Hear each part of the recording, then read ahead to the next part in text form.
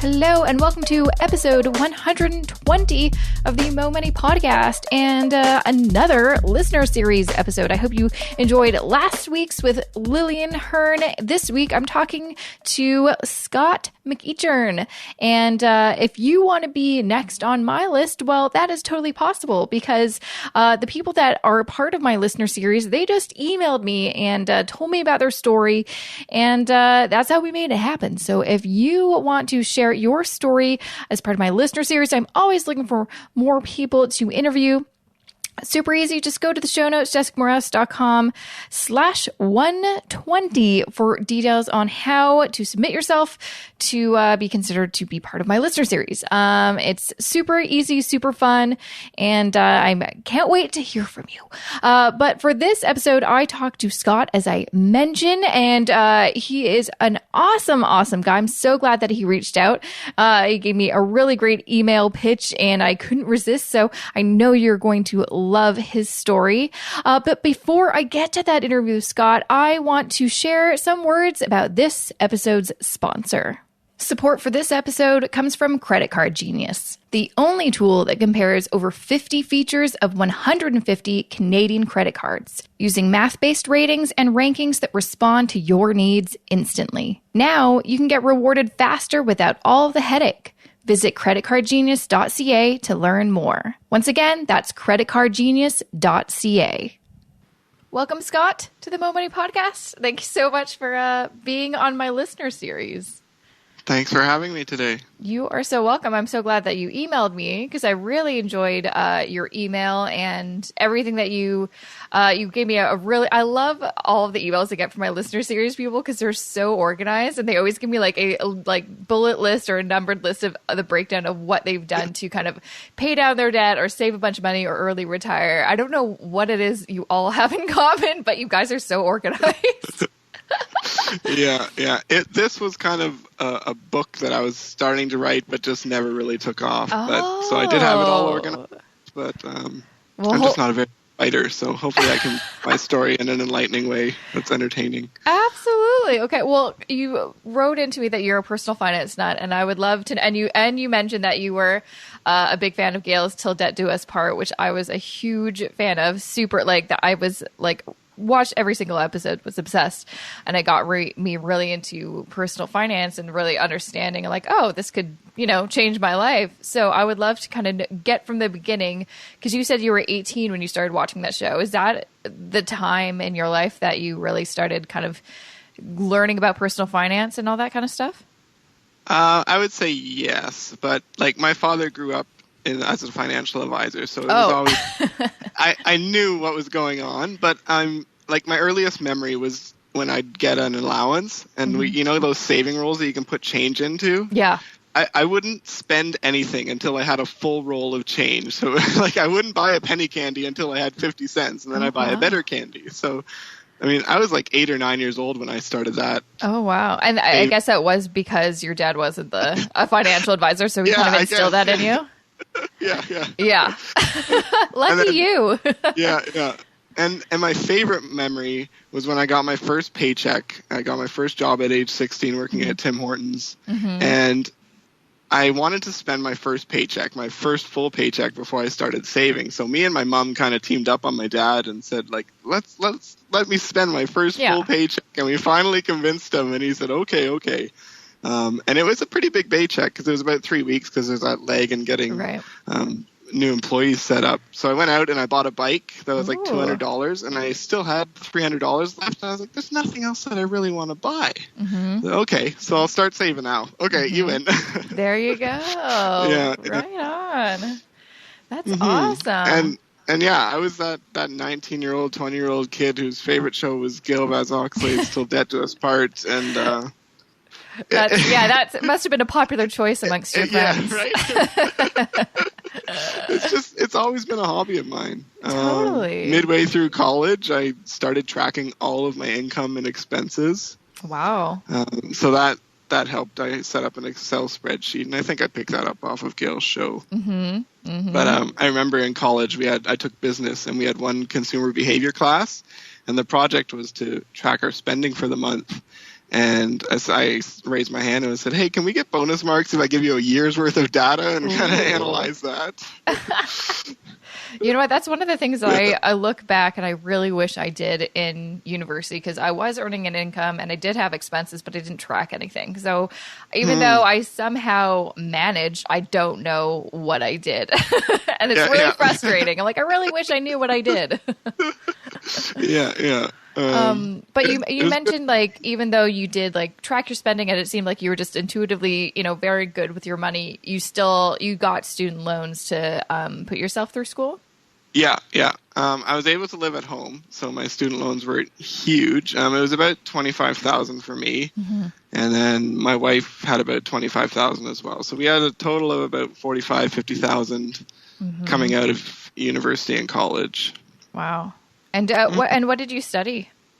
I studied business. I have a bachelor's of business. I did a 2-year college diploma, and then a university came in and said, hey, you can do a 1-semester bridge program and then get another year of university and we'll give you a full degree. So that's what I did. Oh yeah, that sounds like a good deal. Yeah, for sure. But I guess graduating with that hunk of debt isn't always easy. Did you find it kind of difficult, even though, it seemed like you were kind of really good with your money up until that point? Then coming out of university, you're just starting out in your career and you have a bunch of money that you owe.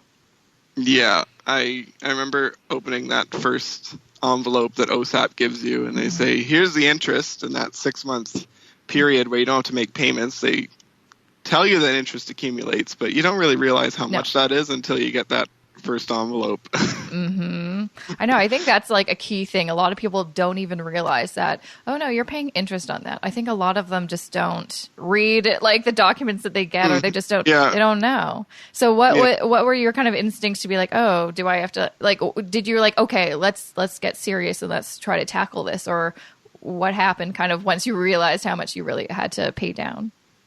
Yeah, well, as I said, Gail Vaz-Oxlade was a huge motivator for me. So I was like, my goal is to get debt-free as soon as possible. So I remember opening the envelope from OSAP, and they said, well, if you pay this much, it will take you 9.5 years to be debt-free. And I was like, oh, that's so long. That's so long. Right? So immediately, the first thing that I did was we increased both of our payments, and we rounded up to the nearest 100.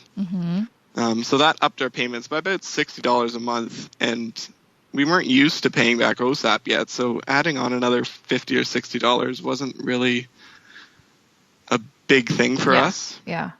And it shaves off like 2 years of interest right away. Wow. So it's like just like a little, and that's the thing I think people don't realize. If you just tack on like a little extra money, it can have a huge impact.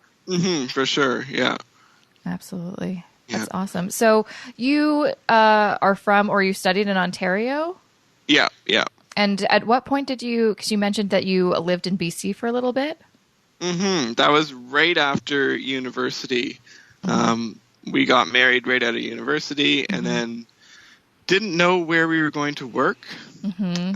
So my wife is a teacher by trade. So we literally applied all across Canada and drove out to BC to visit her family, to have a little wedding celebration. And my sister lives out there, and she had 2 children at the time, and we were like, you know what, we don't really have anything to go back to in Ontario right now, so let's just settle here.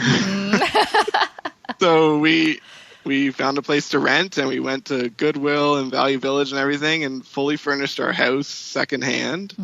And we stayed there for about a year and did a few part-time jobs, and realized that it was a very small community and there wasn't much room for growth. Right. So we ended up coming back to Ontario a year later.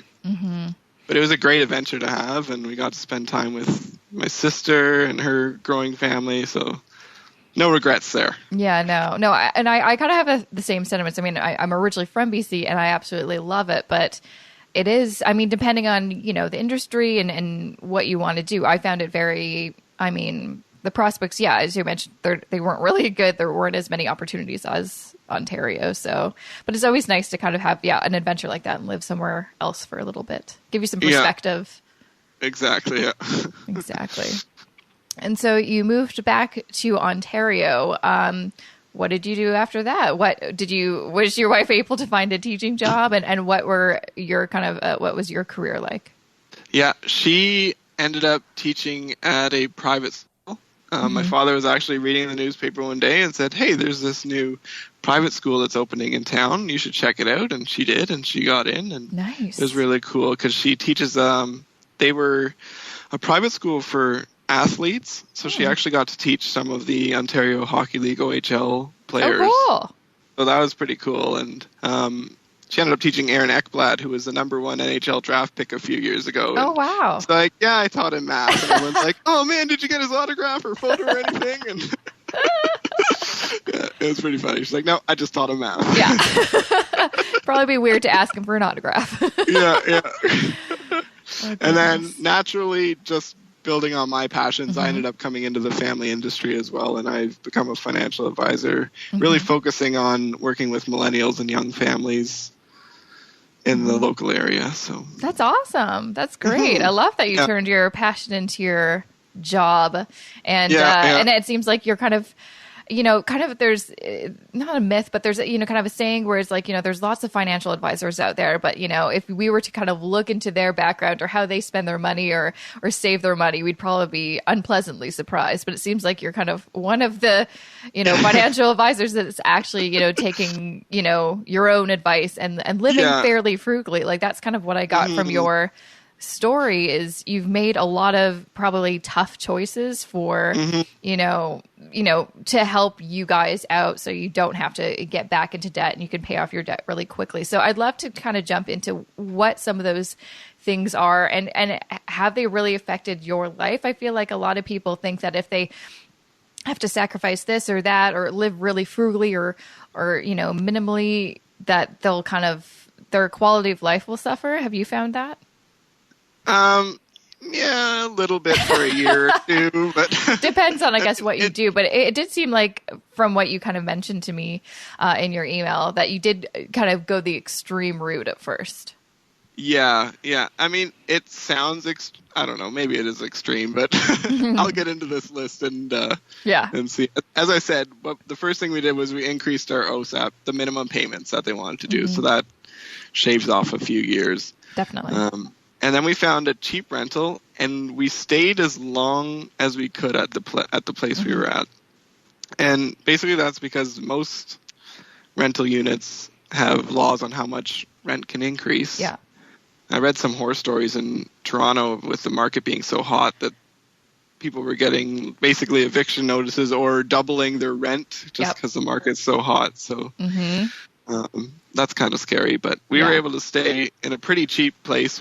Our friends called it the shoebox. It was just a basement apartment. It was nice, but it was very small. So keeping rent down was a big thing for us.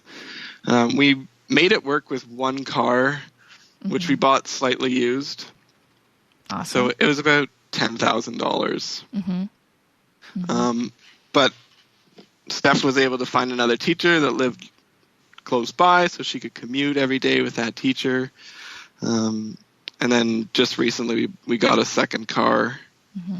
But I don't think we could ever go back to one car. So I think the key is to, when you get out of school, continue living as a poor student, because once you upgrade your house or your rental or your car or your phone, it's really, really hard to go back. It's hard to downgrade. Right? But when you don't have it, you don't really know that you're missing it. Exactly. So that's where a few of these things that I said that we do, they kind of seem extreme, but to us, we didn't really have them to start. So yeah, I think that's the key thing. If you, and even if you do have to kind of downgrade after you do it for a while, it's like you just get used to it. That's what I've kind of found. Yeah. Like, believe me, in my career, it's been up and down when it comes to like how I live, how frugally and how I spend, and you just kind of adapt. Sometimes it's not fun, but you do adapt.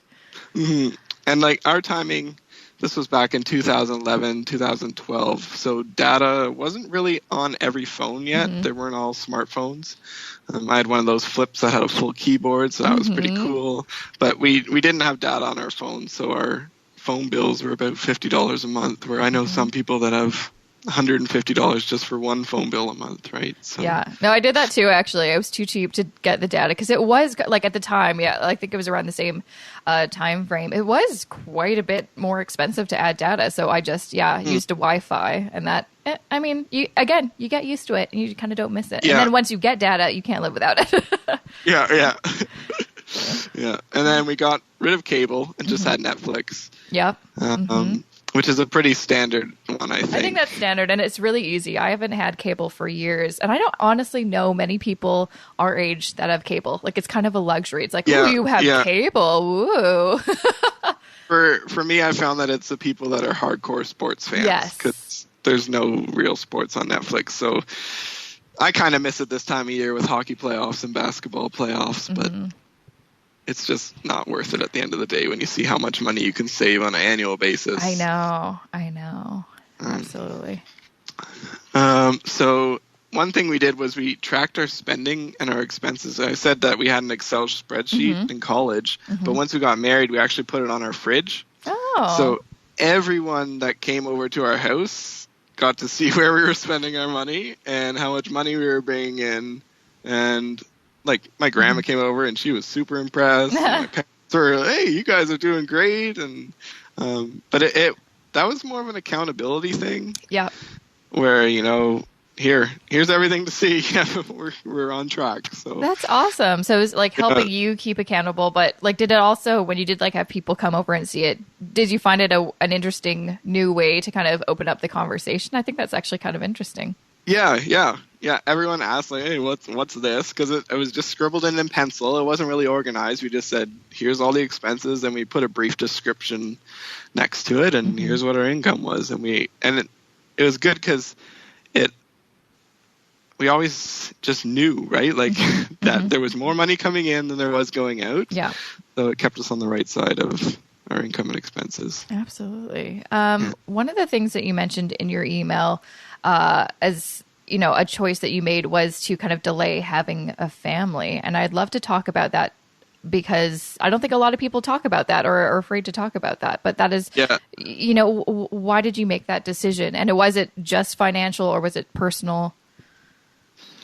It was definitely the hardest decision we had to make on this list of what we did. If it were up to my wife, we probably would have had kids right after we were married and started our family because we were ready as a couple, right, to just start a family. It was one of the big reasons that we stayed in BC for a year because it kind of was like the Band-Aid solution. We got to be around a toddler and a newborn and with my sister and her family, and that kind of filled that gap for a little while.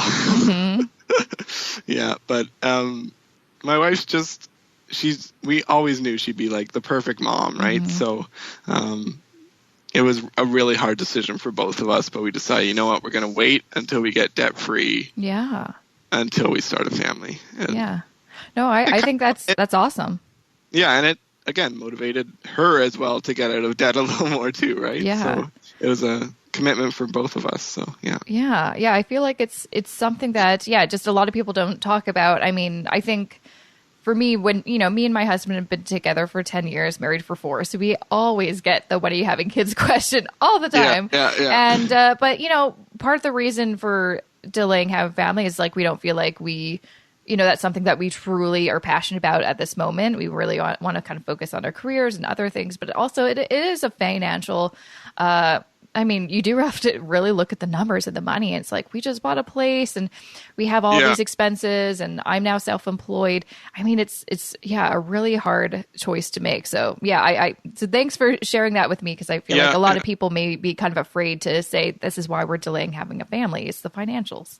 And kids are really expensive. Really expensive. I mean, when you look at daycare costs alone, it's terrifying. Almost like maybe I should open up my own daycare and probably make a killing. For sure. Goodness. So you also mentioned that, beyond living very frugally, you also have kind of some side jobs, side hustles to earn some extra money to kind of help you pay down your debt and save extra money. what are some of those jobs that you guys are doing? And again, this is like I love people that do the side hustle thing because it is becoming a little bit more popular. And it's just, why not try to find other ways to make extra money to kind of reach your goals that much sooner? Yeah, exactly. So what my wife did was she has a Bachelor of Mathematics from Waterloo. Mm-hmm. So she is a teacher by trade, but also does private tutoring on the side. Mm-hmm. And then she ended up working for a tutoring company a bit while she was on mat leave as well, just to get out of the house for a few hours a day. Nice. So that was kind of her side thing. And then what we did as well when we initially moved back to Ontario, there was a marketing company that I worked with while I was in college.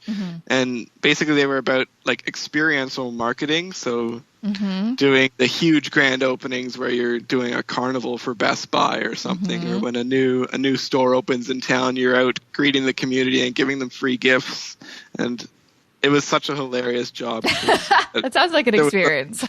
There was a Lowe's that opened and they were literally just giving away good quality tape measures. Really? So we're walking up to these neighbors and saying, Lowe's wants to be welcome to the community. Here's your free tape measure. And the looks you get, they're like, what's the catch? Like, you're going to ask me for money next? And we're like, no, like, here's literally just a free tape measure. Yeah, like, thanks. Have a great day. Oh, those are the best. Yeah, I think some people are like, if it's too good to be true, even if it's like a free tape measure, it's like, what's the catch? What are you trying to get out of me? It's like, no, legit, it's just free. Yeah, that's it. Oh my goodness. Yeah, so those are the side things that we did. And again, just because I had a marketing background and Steph had a teaching background, so we just, again, found jobs that aligned with what we're good at and trained to do. And there you go. Not that tricky to do. I think a lot of people kind of overthink it. It's like, oh my gosh, do I have to start my own business? It's like, from the people that I know, friends and family, the side hustles they've, figured out to do are just, aligned with what they already do. It's like they have a marketing background, they find some kind of marketing thing to do. Or, I have a friend who's a grant, has some grant writing experience. So she helps people write grants and makes money that way. So just kind of figure out what makes sense. What can you already do? And then figure out if there's a side hustle that aligns with that. Yeah. Absolutely. And then the other thing we didn't go to movies or eat out a lot. Again, that has to do with the being frugal, I guess.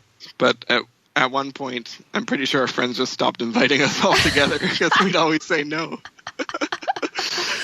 But to compromise, we began hosting potlucks, and a lot of people really enjoyed that. And we even did some breakfast potlucks, and people were like, this is great. Like, we had crepes and pancakes and a waffle maker, and they're like, we always do dinner potlucks, but they've never done a breakfast one, so that was a really good time, and everyone loved those. So. It does sound fun, actually. Oh, that sounds really fun. Maybe I should do one of those. Who doesn't love breakfast?